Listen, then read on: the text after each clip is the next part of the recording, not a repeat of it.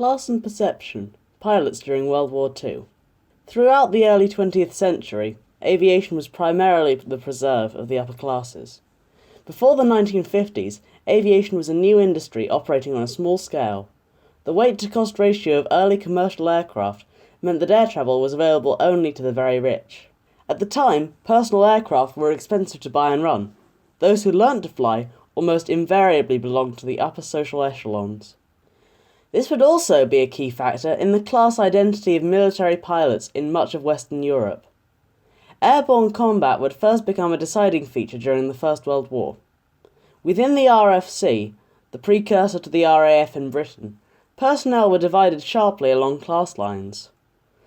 With a hierarchical structure that much resembled those typically used within armies and navies, the role of commissioned officer was limited to those of middle and upper class backgrounds, as higher education was required for the role, and in the early years of the war, pilots would be required to pay for their own flight training. Non-commissioned ranks were open to skilled tradesmen, which largely offered non-combatant roles within the RFC.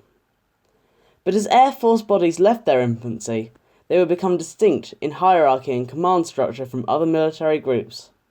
As permanent bodies of aeronautical power were being established, the idea dominated that all pilots would be officers. This choice would significantly affect the culture of the Air Force, setting it aside from the Navy and Army, where officers were in the minority in the fighting population. The recruitment base from which pilots were selected would also be highly relevant in determining internal culture.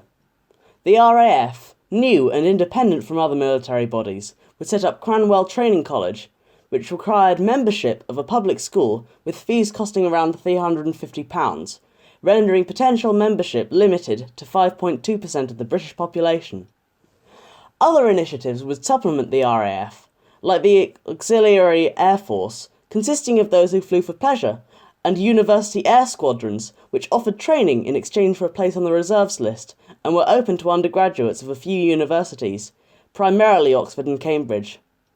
While the NCO and volunteer reserves claimed to assess applicants based on merit and allowed members of the working classes to apply, they would introduce relatively few working class applicants into the ranks of RAF pilots. This framework was not unique to Britain, and similar programmes would make up the basis of many European countries' air forces. The French Armée de l'Air's training academies would recruit heavily from prestigious academic institutions like the Parisian École Polytechnique. In Germany, the Treaty of Versailles had required the dissolution of the Air Force.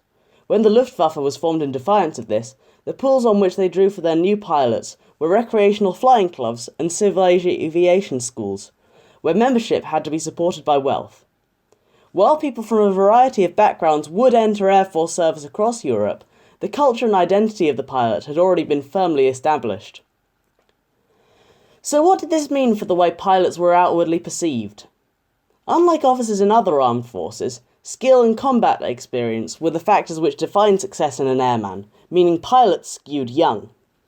The youth and hands-on action that characterised the pilot appealed to idealisation and ideas of heroism more than the often horrific experiences of ground and naval combat. For these reasons, as well as other region-specific factors, pilots and the Air Force became particular focal points for wartime press and propaganda. This would apply particularly to fighter crews, whose achievements could be discussed individually, unlike the team action of bombers, of which this shocking mortality rate also made them less ideal subjects of publicity. A variety of charismatic fighter pilots would enjoy celebrity status, sometimes even across borders.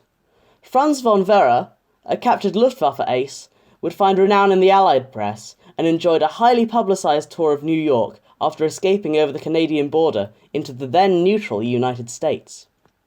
This transcendence of nationality was not limited to the external perception of the pilot. The experience of airborne combat would shape pilots' perceptions of the war. This was particularly notable amongst fighter pilots, whose use of single-passenger aircraft gave an impression of fighting alone even when carrying out group actions. The act of competing and comparing skill with other pilots led to a feeling of like regard between many airmen fighting for various forces. French fighter pilot Pierre Clostermann's war journal documents his squadron mourning the death of Walter Nowotny, a Luftwaffe pilot who had shot down an estimated 258 Allied aircraft. This desire to be among his own kind, as RAF pilot Richard Hillary would put it, worked both ways, however. As the values cultivated within pilots emphasised skill and individualism, less solidarity was felt with the ground forces, and disenfranchisement with the war was more prominent than in respective armies and navies. Members of the Luftwaffe largely saw themselves as an apolitical elite organisation, with many members reputedly refusing to give the Nazi salute while in the presence of high command. This would lead to a change in training practices, with more focus placed upon ideological adherence as the war progressed, a measure which ultimately led to a higher death rate among new pilots. Regardless, the core majority of aerial victories were achieved by the same aristocratic Luftwaffe Corps, which remained. A fighter pilot reunion in Cologne, 1996, saw attendance by both Allied and Axis pilots, with ex-Luftwaffe General Adolf Galland publicly recognised as a friend by a number of Allied pilots. Overall, the selection of a clear in-group by class-specific recruitment processes and common experiences would lead to increased fellow-feeling and a perception of the war which would appear alien to the contemporary mainstream.